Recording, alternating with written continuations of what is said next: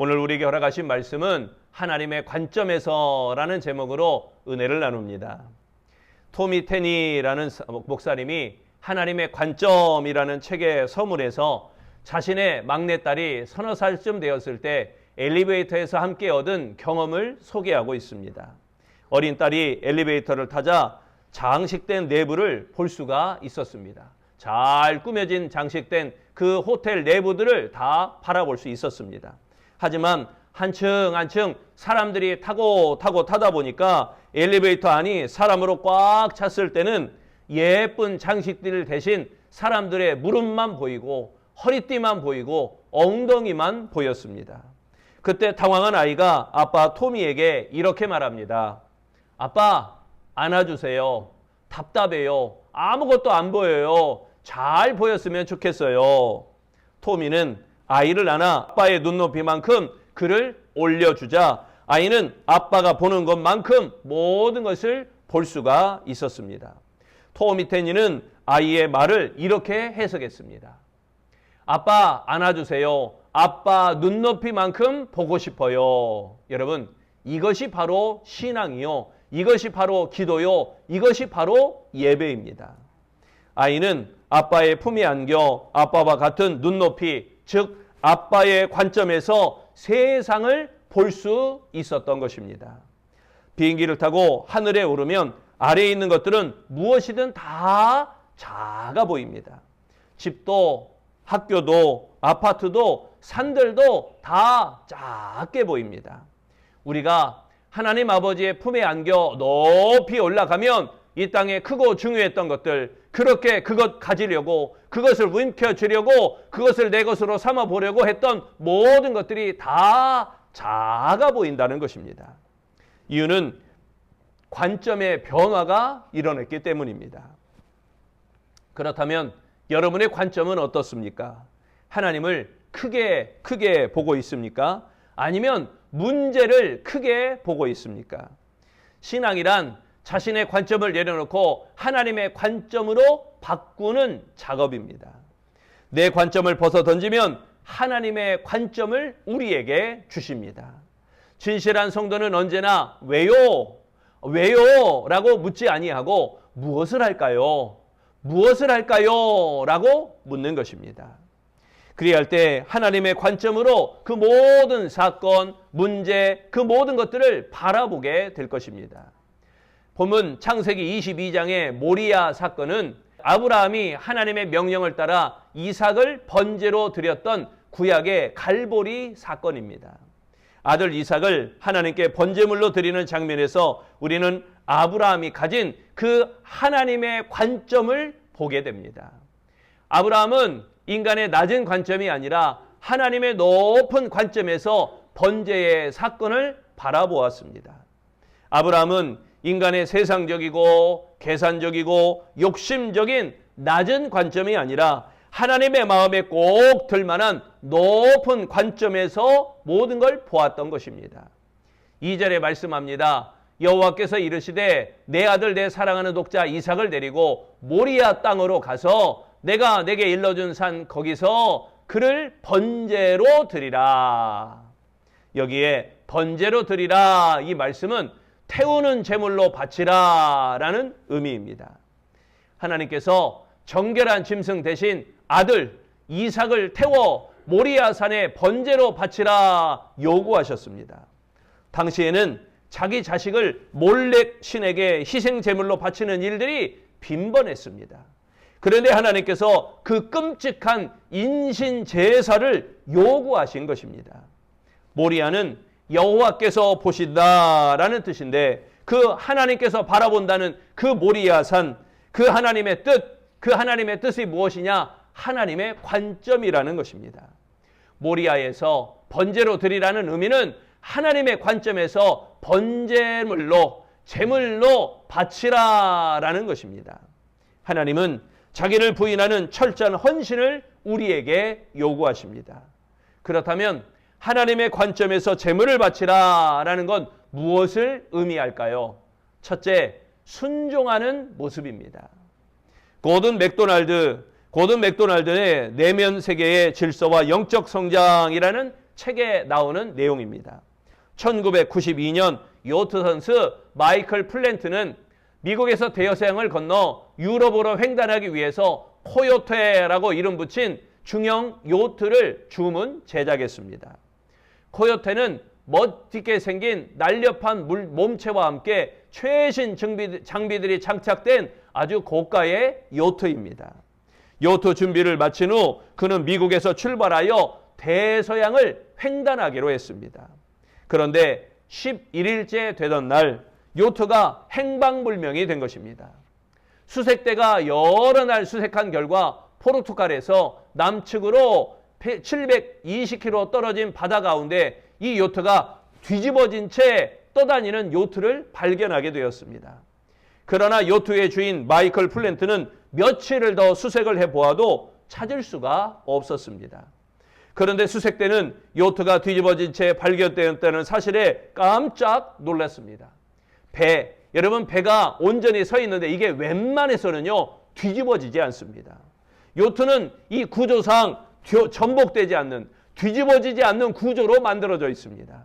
사고 원인을 조사해 보니까 요트 수면 아래에 요트가 있으면 배 아래쪽에 밸러스트라고 하는 중심을 잡아주는 것이 있는데 그게 없어진 것입니다. 밸러스트는 요트를 안전하게 중심을 잡아주는 부품인데 그것이 떨어져 나가 전복되어 버리고 만 것입니다. 조사단은 사고의 원인을 다음과 같이 결론을 내렸습니다. 마이클 플랜트가 배를 만들 때부터 수면 위에 있는 보이는 부분은 신경을 썼지만 자기 기술만 믿고 수면 아래에 있는 부분에 신경을 덜 쓴 것 같다. 이게 수색 그리고 조사단의 결론이었습니다. 여러분, 우리의 모습은 어떻습니까? 눈에 보이는 부분에 관심이 많습니까?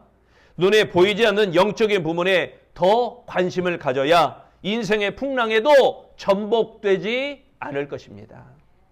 영혼의 무게가 상실되면 삶에 아무리 많은 것들을 가지고 있어도 곧 전복되고 마는 것입니다. 순종은 아까 말씀드린 밸러스트와 같습니다. 영혼이 넘어지지 않도록 균형을 잡아주고 하나님의 선물을 누릴 수 있도록 그런 역할을 해주는 것이 바로 순종입니다. 3절에 말씀합니다. 아브라함이 아침에 일찍이 일어나 나귀의 안장을 지우고 두 종과 그의 아들 이삭을 데리고 번제에 쓸 나무를 쪼개어 가지고 떠나 하나님이 자기에게 일러주신 곳으로 가더니, 여기에 아침에 일찍이 일어나, 이 말씀은 이른 시간에 일어나 정직히 행하다라는 의미입니다. 아브라함의 즉각적인 순종을 나타내고 있는 말씀입니다. 잠시 인간적인 고민에 빠졌지만 아브라함은 하나님의 요구에 철저히 복종하기 위해 아침 일찍이 일어나 순종의 발걸음을 옮겨 놓았습니다. 믿음으로 사는 사람은, 믿음으로 사는 성도는 하나님의 명령에 이해가 되지 않아도 순종해야 됩니다. 설령 자신에게 엄청난 고통을 가져온다 할지라도 순종해야만 합니다. 하나님의 선하심과 하나님의 능력을 믿고 그대로 순종해야만 합니다. 성도들은 하나님과 그리스도 안에서 아니요가 있으면 안 됩니다. 예만 있어야 됩니다. 순종은 성도의 최고의 미덕이고 순종은 성도의 최고의 본분입니다. 그러므로 감당하기 어려운 명령이라도 아브라함처럼 하나님의 뜻에 순종하여 여호와 일의 복을 받는 아름다운 성도 되시기를 축원합니다. 두 번째, 하나님의 관점에서 제물을 바치라. 이 말씀은 행동하는 믿음을 말하고 있습니다. 공주 지역에서 선교 활동을 했던 로버트 샤프 선교사, 이 샤프 선교사의 이야기입니다. 선교사 부부는 2층 붉은 벽돌집을 지었습니다. 당시 조선 사람에게 2층 집은 처음이다 보니 생소하고 호기심이 많았습니다. 드디어 2층 집이 완공되자 선교사 부부는 주민들에게 집을 공개했습니다. 현관, 응접실, 식당, 서재, 침실, 이런 걸 처음 본 사람들은 감탄사를 연발했습니다. 그러자 집을 구경하던 한 사람이 샤프 선교사에게 말했습니다. 당신은 천당에 갈 필요가 없겠소. 이렇게 깨끗하고 좋은 집에서 사니 천당인들 이보다 더 낫겠소. 샤프 선교사는 사람들에게 식탁에 앉아 기도하고 서재에서 성경을 읽고 응접실에서 올갱을 치면서 찬송을 부르는 모습을 그들에게 직접 보여주었습니다. 예수님을 모시고 사는 생활이 어떤 것인지 행동으로 보여주었던 것입니다. 이런 전도 방법을 구경 미션이라고 합니다. 직접 보고 나서 참 좋으니 나도 믿어야겠다라고 하는 구경 미션, 샤프 선교사가 만든 것입니다. 다른 선교사들에게도 야 당신들도 구경 미션 이걸 해봐라 라고 권했다고 합니다. 공주에서 복음이 잘 전파될 수 있었던 이유는 이러한 행동하는 믿음 때문이었다고 고백합니다. 선교사 로버트 샤프와 그의 부인 앨리스 샤프의 실천적 행동이 있었기 때문입니다. 샤프 선교사는 공주를 거점으로 천안과 그 조치원 그리고 청주까지 전도하는 일에 열심을 내었습니다. 부인 앨리스 샤프는 영명학교를 설립하여 인재를 길러내었습니다. 3.1 만세운동의 유관순, 중앙대학교 설립자 임영신, 최초의 여자 목사 전밀라, 여성교육의 선구자 박화숙, 최초의 여자 경찰서장 노마리아 등등 이들은 앨리스 샤프 부인의 행동하는 믿음을 가르침을 받은 그러한 인재들입니다.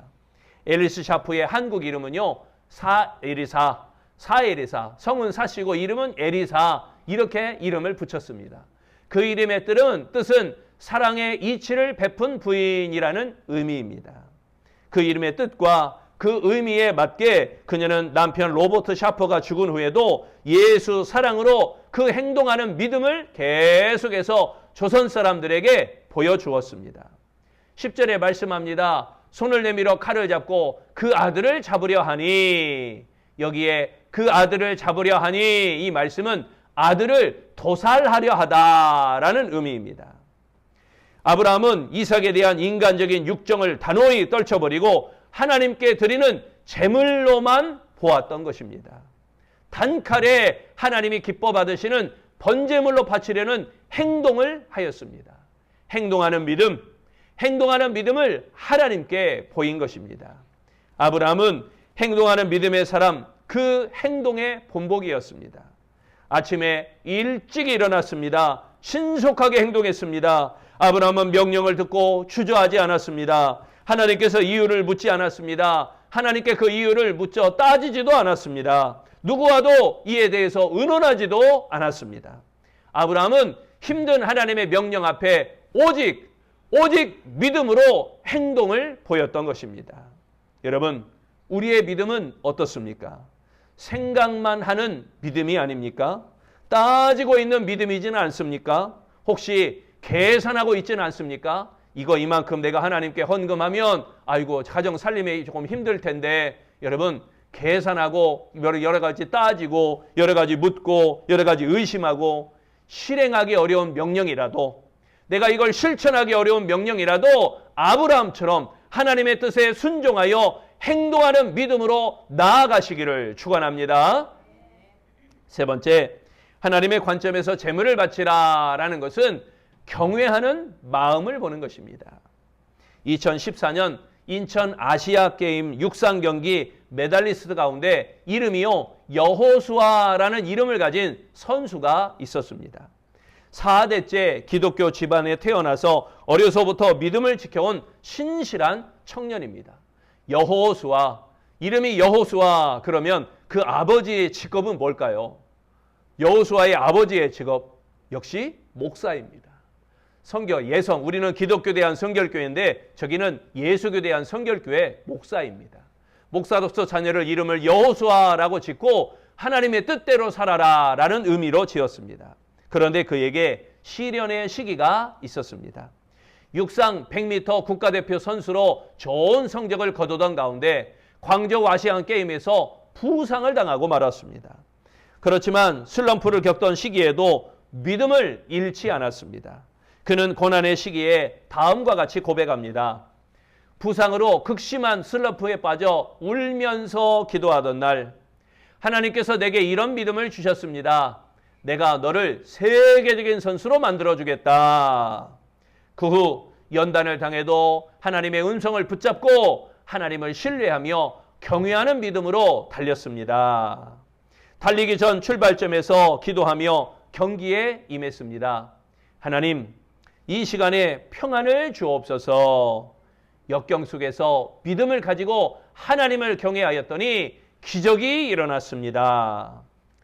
육상 선수 여호수아는 아시안 게임에서 육상 200m와 1600m 계주에서 각각 동메달과 은메달을 획득하였습니다. 그는 그렇게 하나님께 영광을 돌리게 되었고 대한민국의 여호수아라는 이름을 널리 알리게 되었습니다. 12절에 말씀합니다. 사자가 이르시되 그의 아이에게 내 손을 대지 말라. 그에게 아무 일도 하지 말라. 내가 내 아들 내 독자까지도 내게 아끼지 아니하였으니 내가 이제야 내가 하나님을 경외하는 줄을 아노라. 여기에 하나님을 경외하는 줄을, 이 말씀은 하나님을 두려워하는 것을 이라는 의미입니다. 이는 막연한 공포심을 의미하는 게 아니라 하나님을 존경하며 그 앞에서 자신의 부족함을 통감하는 경건한 두려움을 가리키고 있습니다. 하나님을 향한 경외하는 마음, 하나님을 섬기는 자의 기본 덕목인 것입니다. 그를 번제로 드리라라는 명령은 하나님을 향한 경외하는 믿음이 있는지를 묻는 것입니다. 아브라함이 이삭을 하나님 앞에 번제로 바칠 시간이 다가왔습니다. 하나님을 경외하는 믿음, 이 믿음이 실천할 때가 필요할 때입니다. 다름이 아니라 현재 하나님을 향한 경외를 나타내야 합니다. 과거가 아닙니다. 지금입니다. 지금 당장 그 경외하는 믿음을 보여야 됩니다. 과거보다, 미래보다 현재 하나님을 향한 경외하는 믿음, 이 믿음을 보여야 하는 것입니다. 두려울지라도 아브라함처럼 하나님의 뜻에 순종하도록 경외하는 믿음을 보이는 우리 아름다운 성도들이 다 되어지시기를 축원합니다. 내려놓음이라고 하는 예전 책이 있습니다. 이용규 선교사가 몽골에 선교사로 있을 때 지은 책이죠. 아들 동현이가 2살 때 장난감 가게를 함께 가게 되었다고 합니다. 동현이는 자신이 좋아하는 장난감을 2팔로 꼭 움켜안은 채 가게에서 나오려고 하지 않았습니다. 그러나 장난감을 가지기 위해서는 그것을 계산대 위에 올려놓고 점원이 바코드를 판독기로 읽어서 계산을 해야만 본격적으로 내 것이 되는 것입니다. 그런데 점원이 동현이의 팔에서 장난감을 넘겨받으려고 했을 때 아이는 그 자리에서 울고 맙니다. 야, 장난감 내놔. 이것이 계산하기 위해서 내놔가 아니라 야, 너 그거 못 가져가. 이리 내놔. 이렇게 알아들은 거겠죠. 2-3살 아이가 그렇지 않겠습니까? 그러니까 울면서 장난감을 꼭 쥔 채 내려놓지를 않는 것입니다. 어린아이 동현이에게 지금 장난감이 그에게는 전부입니다. 그리고 장난감이 그에게는 최고입니다. 하지만 진정한 자기 것이 되기 위해서는 잠시 계산대에 내려놓아야 한다는 사실을 이 어린아이가 몰랐던 것입니다. 우리가 최고로 생각했던 것을 잠시 내려놓아야 합니다. 내게 전부인 그것을 하나님께 내려놓지 않으면 하나님이 최고로 만들어 주시지 않습니다. 물질은 나의 최선이지 최고가 아닙니다. 건강은 나의 최선이지 최고가 아닙니다. 자녀는 하나님이 내게 주신 최선이지 최고가 아닙니다. 번제로 드리라, 이 명령은 나의 최선을 하나님께 드릴 때 나를 최고로 만드시는 하나님의 방법임을 기억해야 하실 줄로 믿습니다. 하나님은 우리 안에 있는 이삭을 번제로 드리라 명령하십니다. 아브라함에게뿐 아니라 오늘 이 시간 우리에게도 이삭을 번제로 드리라. 내게 있는 최고의 것, 내고 있는 그 최고의 것을 하나님께 드리라 라고 말씀하십니다. 여러분, 일단 내려놓으시기를 바랍니다. 번제로 드릴 나의 이삭은 과연 무엇입니까? 그것 없이는 못 살 것 같은 귀한 것들은 무엇입니까? 그것들을 하나님 앞에 번제로 아낌없이 드리시기를 바랍니다. 하나님은 번제로 드리라는 명령을 통하여 우리에게 축복 베푸시기를 원하신다는 사실입니다. 사랑하는 성도 여러분, 하나님의 관점에서 하나님의 말씀에 순종하는 모습으로 귀한 것을 번제로 드리시기 바랍니다. 하나님의 관점에서 하나님의 말씀에 행동하는 믿음을 통하여 하나님께 번제로 드리시기를 바랍니다. 하나님의 관점에서 하나님을 경외하는 마음으로 하나님께 아낌없이 번제로 드리시기를 바랍니다.